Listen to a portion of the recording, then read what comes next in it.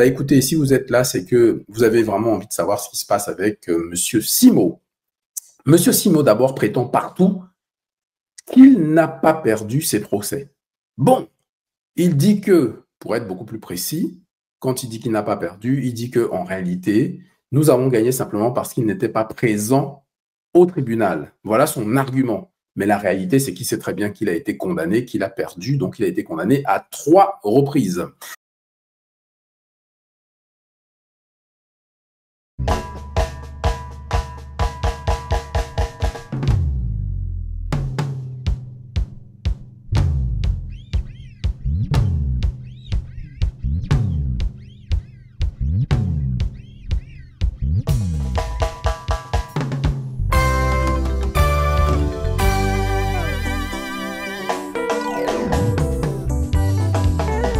Mes amis, chers publics, chers auditeurs, bonjour à tous. Tout d'abord, je tiens à vous remercier de l'intérêt que vous portez à ma chaîne Jean Sobayo et le droit. Vous êtes de plus en plus nombreux à regarder mes émissions, à regarder les lives, à regarder les vidéos. Eh bien, écoutez, moi, je vous encourage à continuer comme ça. Et puis, évidemment, sans tarder, ce que je vous invite à faire, c'est très simple, les amis. C'est juste de liker, partager, vous abonner parce que cette vidéo, ce que je vais vous révéler dans cette vidéo, c'est énorme, c'est énorme. Donc, il va falloir partager, commenter, vous abonner, liker. Cette vidéo doit faire le tour du monde. Vraiment. Alors, on va commencer dans quelques instants. Je vais d'abord vous citer les différents points pour que tout le monde comprenne les enjeux et que tout le monde comprenne ce qui se passe actuellement. Sur Internet, les escrocs avancent masqués. Mais moi, je les vois venir. Je m'appelle Sobayo, je suis plus que juriste. Je suis un justicier numérique. Chaque jour, je traque ceux qui pensent être au-dessus des lois. Les délits, c'est fini. Place au droit, implacable, infaillible. Parce qu'en ligne, comme dans la vie, personne n'est supérieur à l'ordre public. Sobayo, la justice connectée à un nom. Je m'oppose aux voleurs, aux bandits. Je suis un guerrier numérique. Les amis, chers publics, chers auditeurs, écoutez, bonjour à tous. Merci à toutes les personnes qui me font confiance depuis des années. Merci à toutes les personnes qui me rejoignent. Vous êtes de plus en plus nombreux à le faire.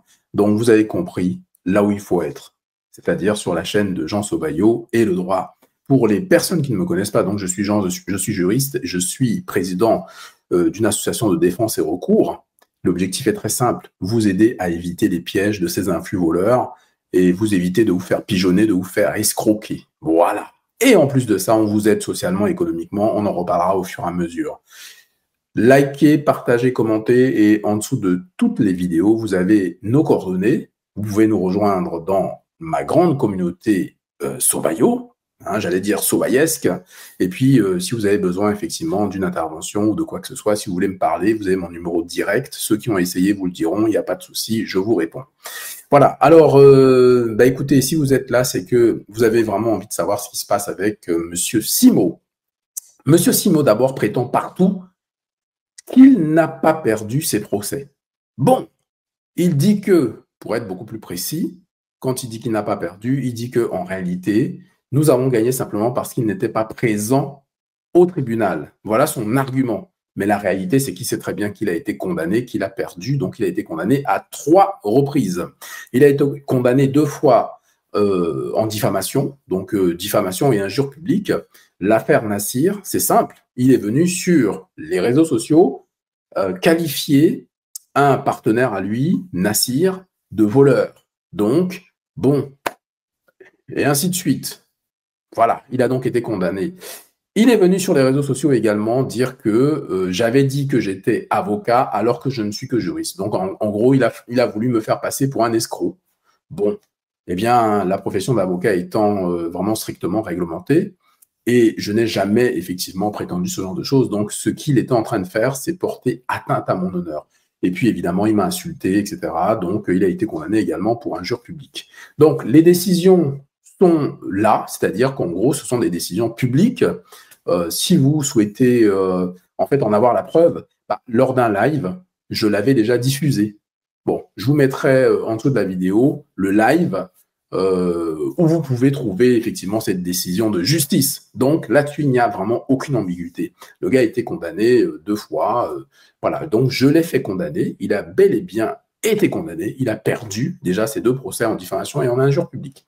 Bon, et puis il a été condamné une 3e fois, simplement en droit de la consommation, par rapport, vous savez, à cette formation-là de location de voiture, bidon, dont nous avons démontré que ce que ce monsieur fait est bidon. Voilà, c'est clair, c'est net. Voilà, c'est de la tromperie. Voilà, des manœuvres frauduleuses. Donc, c'est de l'escroquerie. On a été clair, net. Donc, on a démontré tout cela. Et aujourd'hui, ce monsieur, car il cherche à nous faire taire, nous menace de procès en diffamation, de procès pour injure publique, etc., etc. Eh bien, nous l'attendons. Il nous a donné rendez-vous au mois de juin au tribunal. Je suis désolé, hein, mais à l'heure où je vous parle, nous sommes aujourd'hui le 19 mai. Je n'ai toujours pas reçu la moindre convocation, la moindre assignation, et j'attends ça avec impatience. C'est ce que je lui ai dit quand je suis allé sur sa chaîne. J'attends de pouvoir, effectivement, m'exprimer au tribunal et de pouvoir dénoncer les agissements frauduleux de ce monsieur. Et je répéterai exactement la même chose que je suis en train de vous dire. Il n'y aura pas de surprise. D'ailleurs, dès que nous aurons connaissance de la date, on vous le dira. Et les personnes qui seront à côté pourront venir. Ce sera vraiment très intéressant sur le plan du droit. Voilà. Et puis, vous pourrez ainsi témoigner et dire exactement à tout le monde ce qui s'est passé au tribunal. Parce que ce monsieur, il a tendance toujours à raconter un peu n'importe quoi. Il vous parle de yeux rouges. Eh ben, je peux vous dire que mes yeux rouges, puisqu'il a dit que j'avais des yeux rouges au tribunal, eh ben, écoutez, mes yeux rouges l'ont condamné 3 fois. Voilà. Alors, qu'est-ce qui se passe aujourd'hui ? Les tactiques de ces influx voleurs sont redoutables. Promesses de gains faciles, fausses identités, images manipulées. Ils tissent des toiles de tromperie, attirant les imprudents dans leurs pièges. Ils volent de l'argent, ils volent des rêves. Ils laissent la dévastation dans leur sillage. Des influenceurs malhonnêtes colportent de faux récits. Ils font la promotion de produits nocifs. Leur cupidité est sans limite. Ils exploitent la confiance. Ils érodent la vérité. Ils sont un fléau pour le paysage numérique. Le père Simoesque a été condamné. Quand vous êtes condamné au tribunal, vous êtes condamné à payer dans le cadre du procès pénal, puisqu'on était au tribunal correctionnel. Il s'agit d'un délit. Donc aujourd'hui, Philippe Simot est un délinquant. Et je l'ai dit et je le répète, ce monsieur est un délinquant. Il a été reconnu par la justice comme étant un délinquant. Donc, quand il dit que oui, les gens m'insultent, ben non, ce n'est pas une insulte, c'est la réalité juridique. Philippe Simot, de la société Investir au Pays, est un délinquant. On a démontré à plusieurs reprises qu'il était mythomane, c'est quelqu'un qui ment tout le temps. Voilà, il ment. On a démontré qu'il avait produit des faux témoignages pour faire condamner une innocente. C'est très grave. Et il ne paye pas ses collaborateurs. Il dit qu'il a des salariés. Quand on regarde au niveau du greffe, 0 salariés. Bon. Alors, je ne sais pas. Je ne sais pas ce que ce monsieur attend de nous. Peut-être qu'il attend qu'on soit là comme ça et qu'on lui dise Amen. Bah non. Bah non, justement. Alors, qu'est-ce qui se passe ? Je disais que quand vous êtes condamné en justice, vous êtes condamné à des peines, des amendes. Donc, ça peut être des peines de prison, ça peut être des amendes, ou les deux cumulés de toute façon. Bon. Alors, lui, il n'a pas eu de peine de prison, mais il a une mention sur son casier judiciaire. Voilà. Et il a écopé d'une amende avec sursis de 1 000 €, quelque chose comme ça. Et puis, vous avez des dommages et intérêts, 1 000 € par dossier. Là, je vous parle des 2 dossiers au pénal, parce que l'autre, c'est le droit de la consommation, ça a été réglé. Il a été condamné à rembourser un peu plus de 6 000 €, comment dirais-je, à Fatima, qui est intervenue notamment sur la chaîne de JMTV+, un témoignage extraordinaire que j'ai relayé évidemment sur ma chaîne ici. Fatima, qui est venue effectivement nous demander de l'aide au niveau de l'association et on a fait en sorte qu'elle récupère son argent. Donc, c'est très, très important ce qu'on fait ici sur cette chaîne. Nous avons évidemment des détracteurs, mais enfin, notre cause est noble et je peux vous assurer, je puis vous assurer que chaque matin quand je me lève, je suis très content de m'appeler Sobayo.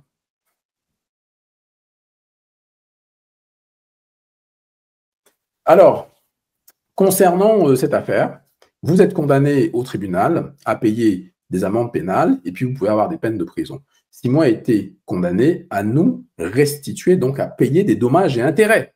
Il a été condamné en réparation. Et le montant aujourd'hui, à l'heure où je vous parle, je ne compte pas les autres frais, c'est 4 400 € par personne. Voilà. Et plus ça tarde, et plus ça monte. Donc aujourd'hui, on est à peu près à vers 9 000 €. Voilà, on est à peu près à 9 000 € sans compter les autres frais annexes, etc. Donc, ça peut monter à 10 000, en fait. Donc, on arrondit à 10 000 €. Simo nous doit, à Nassir et moi, 10 000 €. 5 000 par personne. Voilà. Vous savez quoi, les amis? Nous avons mandaté un huissier, puisque il tardait à, nous donner notre argent. Hein, il tardait à répondre à la décision de justice. Son avocate a dit à notre avocat qu'il n'y avait pas de souci, qu'il allait payer, etc., etc. Vous voyez un peu comment ces gens-là vous disent des choses et puis finalement, il ne se passe rien. Voilà. Je ne sais pas. Peut-être que Simo a dit à son conseil que finalement, il n'allait pas payer, etc. En tout cas, son conseil nous a dit qu'il allait payer. Qu'est-ce qui s'est passé? Eh bien, jusqu'à présent, on attend toujours ce paiement-là. Il n'a pas payé. Donc, vous connaissez le droit sobaïesque. Qu'est-ce qu'on fait? Eh bien, on saisit le droit. On est allé donc avec ce qu'on appelle la grosse, c'est-à-dire la décision de justice. C'est ce qu'on appelle dans le jargon juridique la grosse. Donc, on a pris la grosse, qui est la décision de justice, qui a force exécutoire. C'est-à-dire qu'en gros, vous pouvez, avec cette décision, aller saisir un huissier de justice et saisir le compte du prévenu, enfin bref, du condamné, puisque maintenant il est condamné, il n'est plus prévenu. Voilà. Vous voyez? Donc, c'est exécutoire. La décision, tu dois payer. Surtout qu'il n'a pas interjeté, enfin, on était déjà au niveau de la cour d'appel, donc il n'a pas formé de pourvoi en cassation. Pour les personnes qui découvrent cette affaire, en première instance, le juge a donné raison à Simo, non pas sur le fond, mais sur la forme. Il a dit que oui, nous, on n'avait pas le droit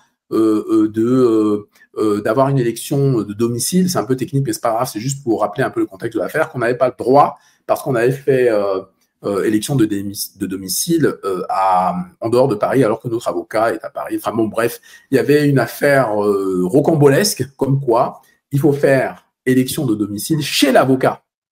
Bon, bref, donc nous, on s'est regardé avec mon avocat, on s'est dit, mais qu'est-ce que ces gens-là nous racontent en fait? Parce qu'en réalité, c'est pas vrai. Quand on regarde les jurisprudences, mais pas du tout. Je veux dire, bon voilà. Et donc, justement, nous avons donc interjeté appel de cette décision. Nous sommes parvenus à la Cour d'appel de Paris.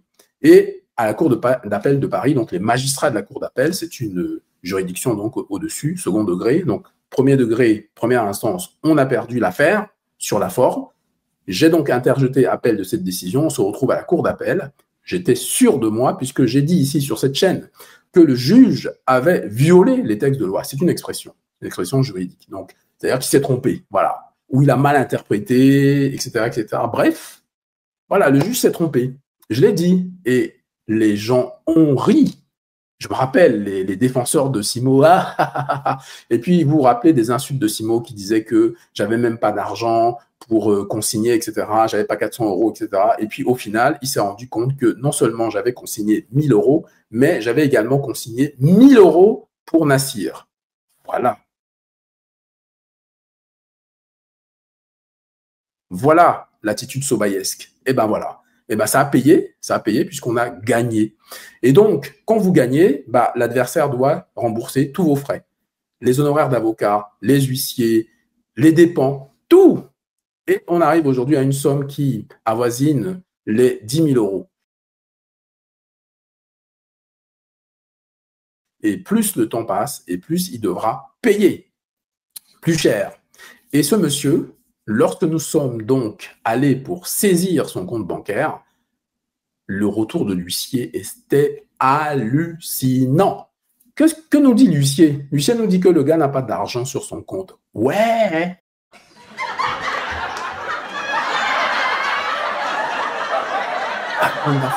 Le gars n'a pas d'argent sur son compte.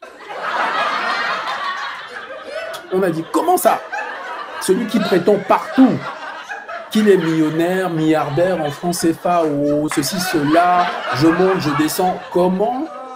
il ne peut pas y avoir ne serait-ce que quelques euros sur son compte bancaire. Mais c'est quoi cette affaire? Donc, je répète, sur le compte courant de Philippe Simot, il n'y a pas d'argent. C'est-à-dire que l'huissier n'a pas pu saisir, il n'y a pas d'argent.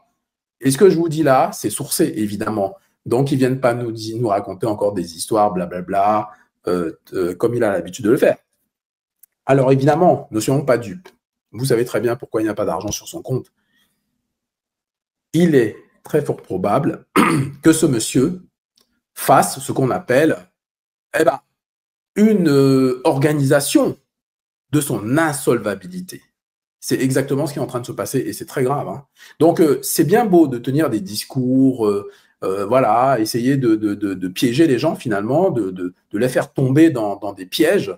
Voilà, avec 27 euros, vous êtes millionnaire, etc. De leur parler de mindset. Mais quel est ce mindset?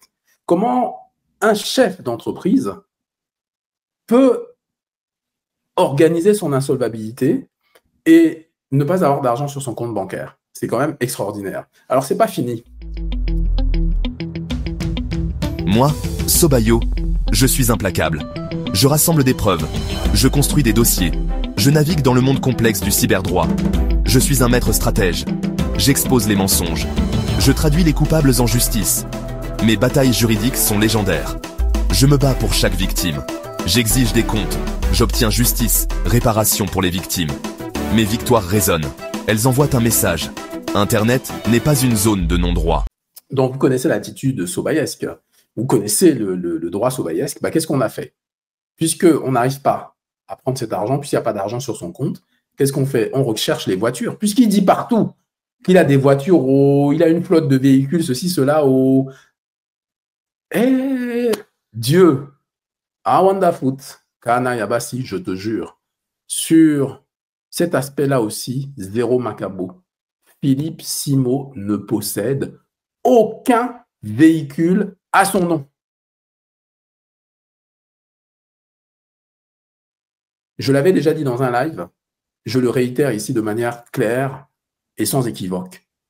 Le retour de l'huissier était quand même extraordinaire. Bon, on s'est dit, on va récupérer peut-être voilà, l'un des véhicules, voilà, peut-être la Tesla, la Range Rover. On la vend hein, et puis on récupère notre argent parce que bon, je ne vois pas l'intérêt voilà. Et c'est comme ça que ça se passe. C'est comme ça que ça se passe. On vend et puis on récupère les fruits. Donc avec une Ranger, avec une Range Rover et puis une Tesla, je crois qu'on on peut la vendre, on peut récupérer 10 000 euros. Bon. Voilà. Eh bien, rien. Zéro macabo, les amis. Rien du tout. Rien tout. Et voilà, on ne s'est pas arrêté là. On ne s'est pas arrêté là, donc on continue. On continue, effectivement, à réfléchir sur des solutions juridiques. Donc, je tenais quand même, j'ai mis du temps, hein, parce que la décision, elle date du mois de juin quand même, hein, 2024. Hein. La décision date d'il y a 1 an, les amis. Donc, ce monsieur n'a même pas pu mettre l'argent pour payer pour honorer la décision de justice, pour payer ses amendes. Voilà, pour payer les dommages et intérêts. Rien. Donc, c'est très grave, les amis. Hein. C'est pour ça que j'ai tenu à faire cette vidéo, pour vraiment vous éclairer là-dessus. Faites attention à ces vendeurs de rêves. Faites attention à ces, on dit, marmailleurs. Voilà, faites attention à ces charlatans, parce que c'est vraiment du charlatan. Bref.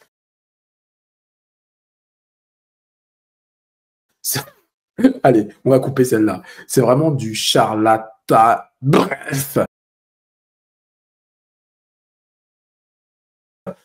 C'est vraiment des charlatans. Bon, bref, on va couper cette séquence.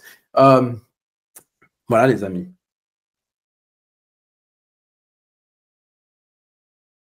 Voilà, je n'ai pas voulu faire une vidéo très très longue. Donc, si vous avez effectivement des commentaires, n'hésitez pas, faites des commentaires. Dites-moi ce que vous pensez de cette situation. C'est quand même rocambolesque. L'Africain, celui qui prétend être vraiment l'Africain du futur, celui qui est riche, qui est millionnaire, ce monsieur fait des vidéos tous les jours pour critiquer les pauvres. Les pauvres n'ont pas droit à l'amour, les Africains sont pauvres, ils vivent d'aide sociale, etc.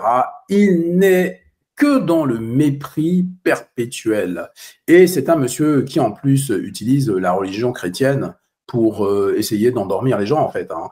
Oui, moi je suis chrétien, donc je ne mens pas. Bah oui, mais bon, c'est quand même curieux puisqu'on démontre qu'il a menti à plusieurs reprises, que c'est un mythomane. Donc bon, c'est un fait, c'est pas voilà, c'est pas quelque chose de. Alors si les gens continuent à comment dire fermer les yeux, c'est leur problème. Nous, on a des éléments qui sont très factuels, qui sont là.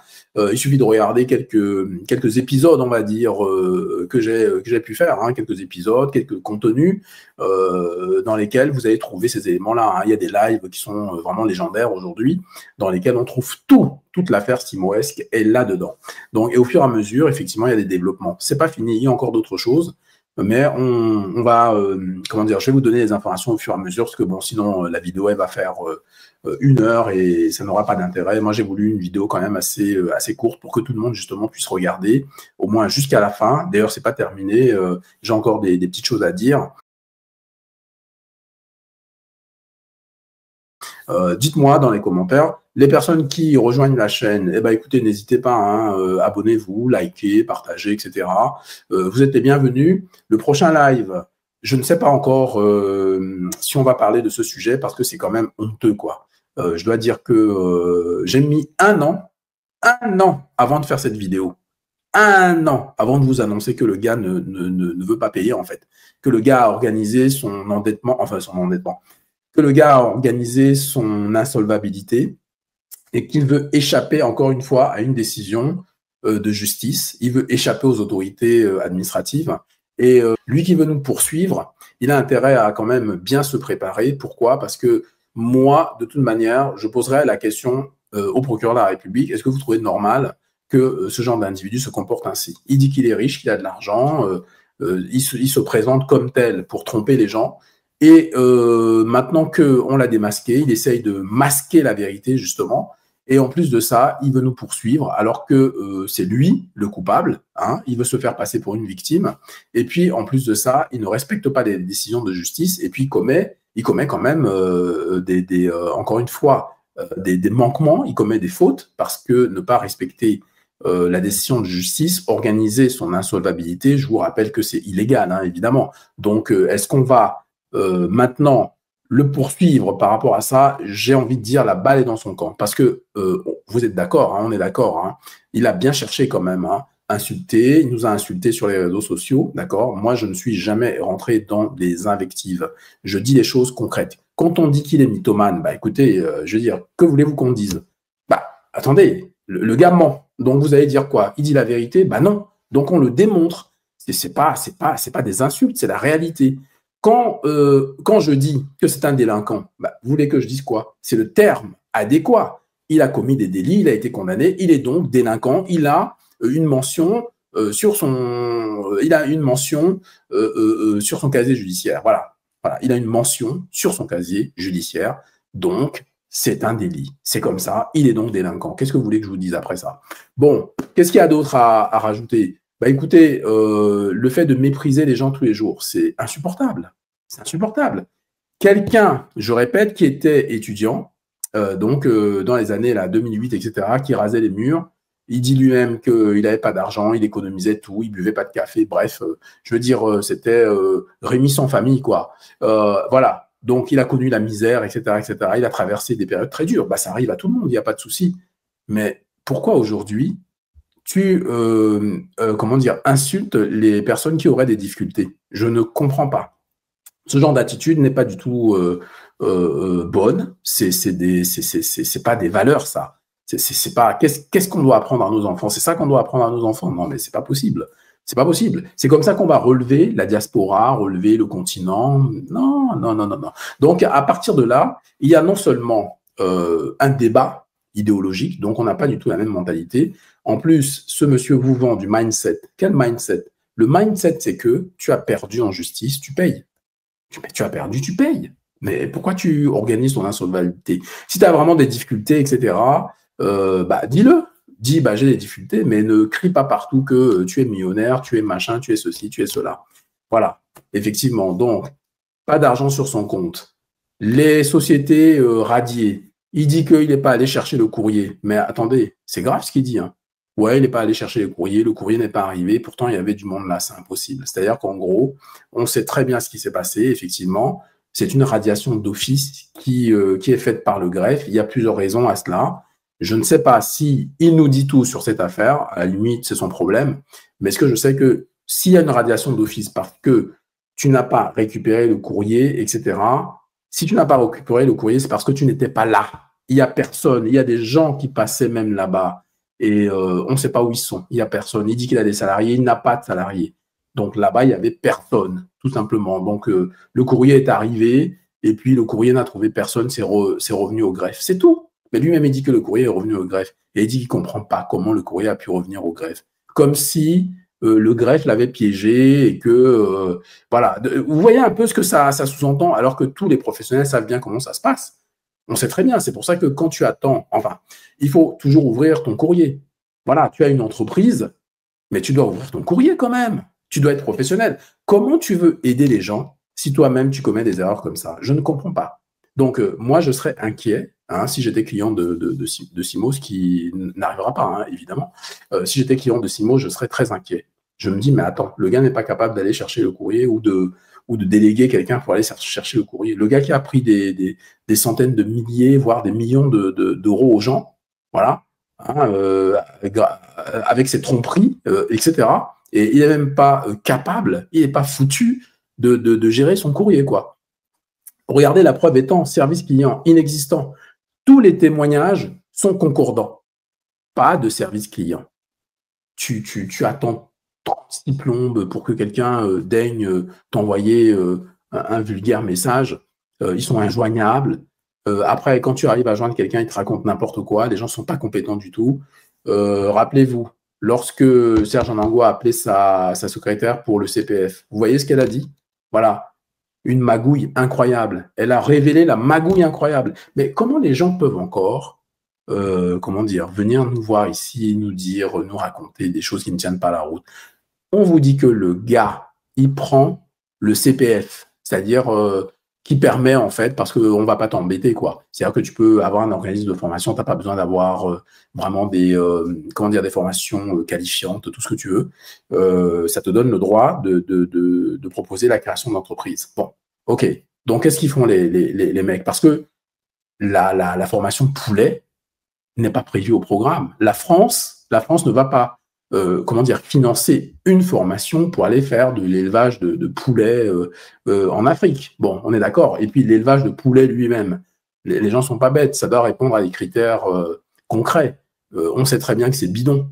Donc on ne va pas, certifier ce genre de formation, vous comprenez? Et en plus de cette manière, impossible. Tu peux pas du tout, ça ne peut pas rentrer dans le CPF, ça ne rentre pas dans le CPF. Donc les mecs, ils le savent. Donc Simo, il le sait. Qu'est-ce qu'il fait? Il dit à ces gens, regardez, vous allez leur dire que la création d'entreprise, quand ils vont souscrire, ils vont dire que c'est pour la création d'entreprise, et puis nous, on va leur refourguer la formation poulet. Voilà. Et ça a été clair et net. Ça fait partie des pièces que nous avons présentées, évidemment, au procureur de la République, parce que c'est scandaleux. C'est de la magouille, c'est de la fraude. Voilà.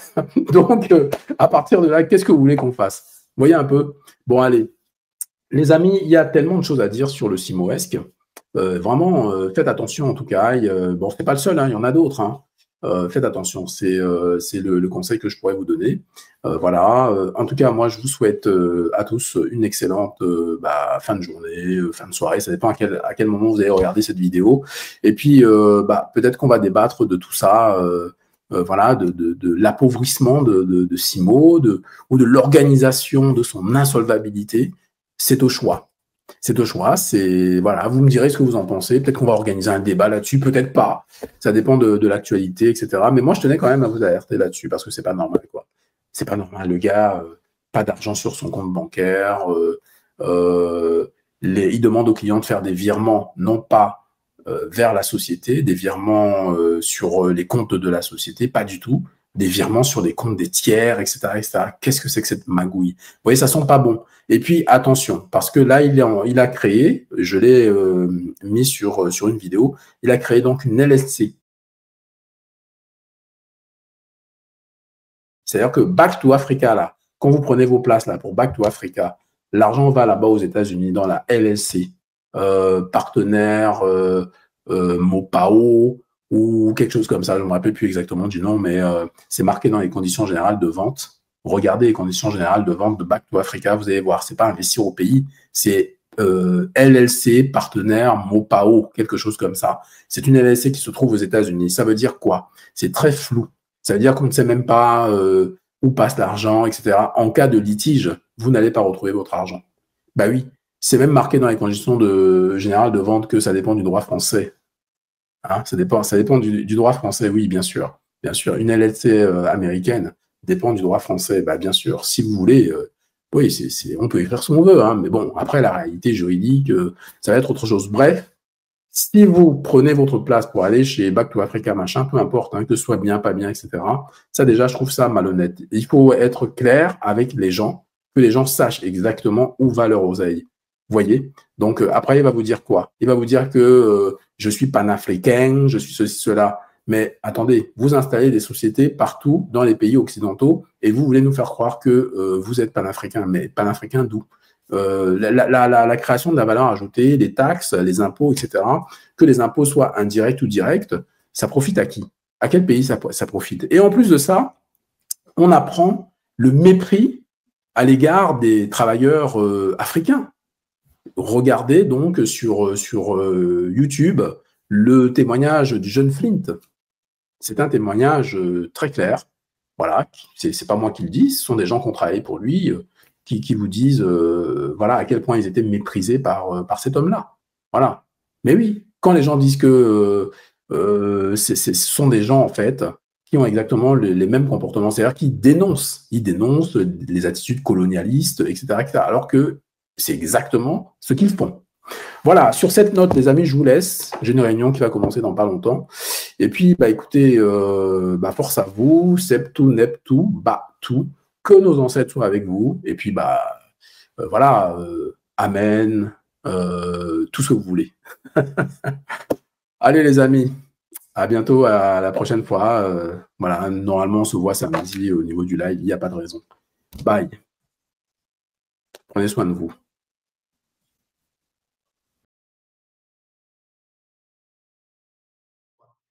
Je suis désolé, les amis, mais comme j'ai dit, je l'ai vu au tribunal, il avait les yeux tout rouges, on dirait qu'il était en train de pleurer. Mais aujourd'hui, c'est lui qui donne des leçons. Rendez-vous au tribunal. Une fois que le tribunal sera passé, on pourra avoir le loisir de débattre autant que je veux. Mais les juges seront passés par là, il y aura eu une condamnation, et à ce moment-là, on débattra. Parce que ces messieurs, apparemment, ils veulent nous faire comprendre qu'ils sont plus compétents que les juges en France. On a un juge qui a écouté l'affaire de madame, qui a regardé les preuves que la dame a apportées, la dame a été condamnée, et lui, il décide au quartier que les juges ont pris la décision sur la base d'éléments que lui, il n'avait pas présentés au juge.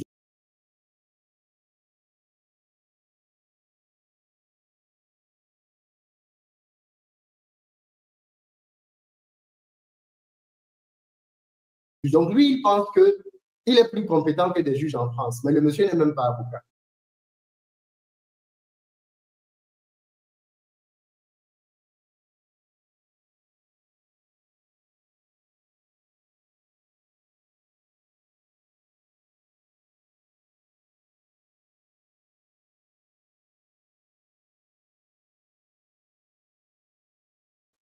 Mais c'est lui qui pense quand même, du haut de sa grande expérience, qu'il sait mieux que les juges en France.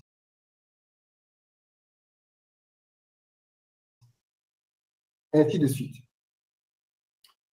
Donc, M. Tobayo, où sont les salariés de M. Timo? Ils sont en train de dormir, on est dimanche. Ils vont venir au travail demain. Si vous voulez les voir, allez dans le bureau demain, en France, au Cameroun, en Côte d'Ivoire, vous verrez les salariés. Si vous tenez à les rencontrer, ils sont là-dessus. Ils sont là. Tout le reste, si quelqu'un à qui je n'ai pas porté plainte veut bien venir pour discuter, il n'y a aucun problème.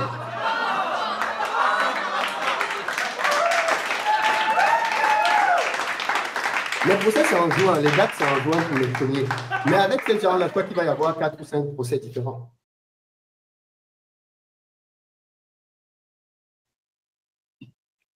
Il va y avoir une série de procès. C'est ce que je dis. Pour quelqu'un qui se prétend juriste, quand vous entendez ce qu'il dit sur Internet, ça se voit de manière évidente qu'il ne maîtrise pas du tout de quoi il parle.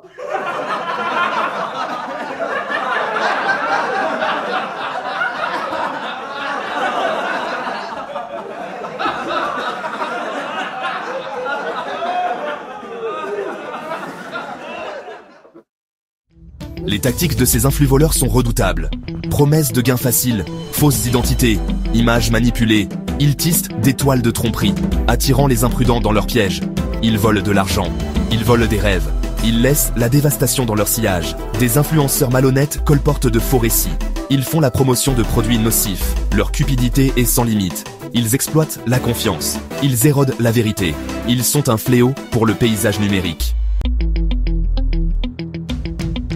Moi, Sobayo, je suis implacable.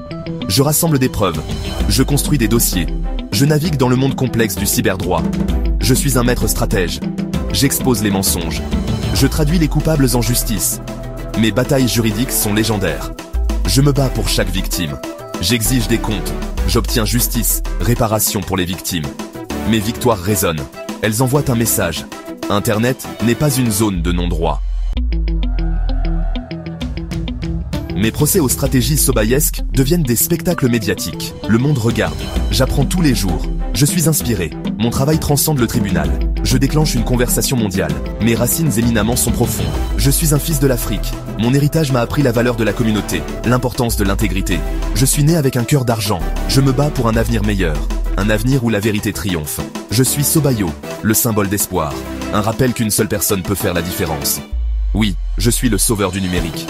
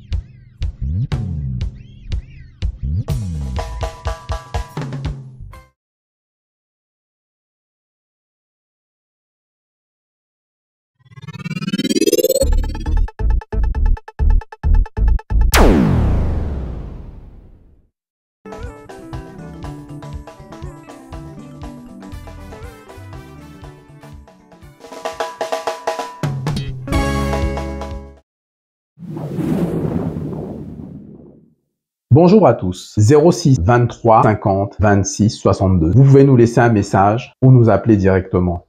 Et que la justice soit faite.